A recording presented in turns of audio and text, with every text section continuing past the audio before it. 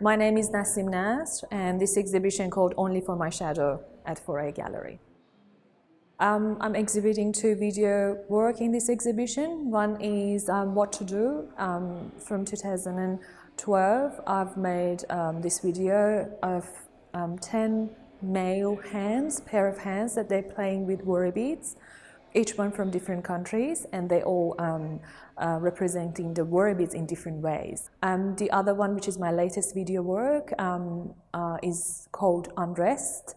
It's a part of a very famous book by Sadiq Hidayat called Blind Owl. And there are 10 languages that they translate this text, and they all try to read the text at the same time and overlaying each other.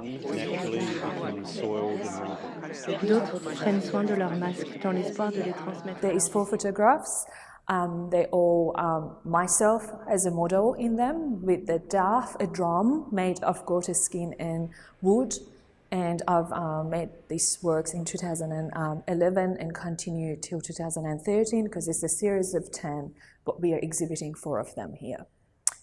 Also, there are 3 sculptures. Samovars are the name of these objects, very traditional Persian object to have ceremony of making tea. But what they're actually licking is ink, oil, and tea, and they bring their different meanings to the work, very traditional objects. So samovars are simply representing the traditional aspects of Persian culture, when the tea drinking and tea making is very important. And of course, samovar is a very traditional object to make tea with, but in a very slow process. So nowadays we don't use them anymore, and of course they're replacement always for all these traditional objects. What I was really interested was really representing them, but this time not they're making tea, but also they're talking about political and cultural and economical aspects of the places that actually this object did exist those days.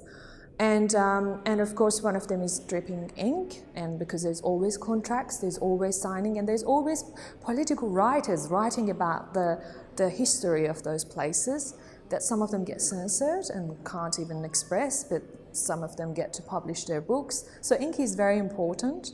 And now this samovar is actually, to me, like humans. They're representing the elements and aspects of now, what is now happening in those places.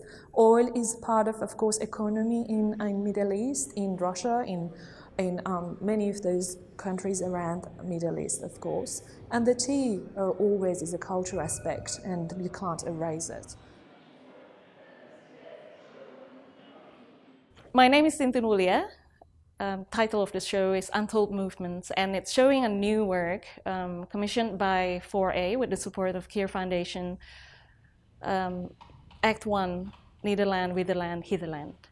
The work is a 32-channel sound installation, and so basically you come into this room and you'll see 32 things hanging from the ceiling, and it's really tall, and you see 96 speakers, 3 on each of the units, basically. And you'll see small lights. These lights are sound reactive, and it follows the voices, basically, around the room. And you'll hear these voices telling you stories about the experiences being in a space that is the border. I see the border as not a line. You can see it on the map as a line, but it's actually a space, and not everyone is actually admitted to that space. Only illegals. And the space is not only physical, but it's also mental and conceptual as well. And so this is what I'm trying to do here. And you'll hear different languages as well. And this work develops from an earlier work called Babel. And so it's like being in the Tower of Babel somehow, but you know, like hearing these different languages, and they're really foreign, but at the same time I'm also referring to another story from the Bible, which is the Pentecost, where people were speaking in tongue and everyone could understand each other.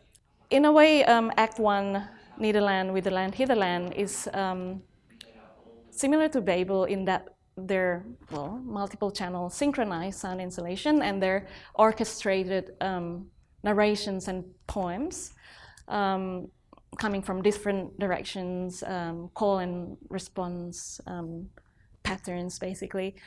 But in Act 1, Neitherland, Whitherland, Hitherland, I basically made the speakers myself. And so I put together these 32 speakers with the sound reactive lights on pieces of fabric. In Babel, the speakers were hidden, so you can't see the speakers. You walk in this garden and you hear voices, the calls and responses from different directions, but then you don't see the speakers, the source of the sound. In this, you see it, and it is actually a spatial element. So basically, it forms spaces between it, and it forms a network, basically, as well.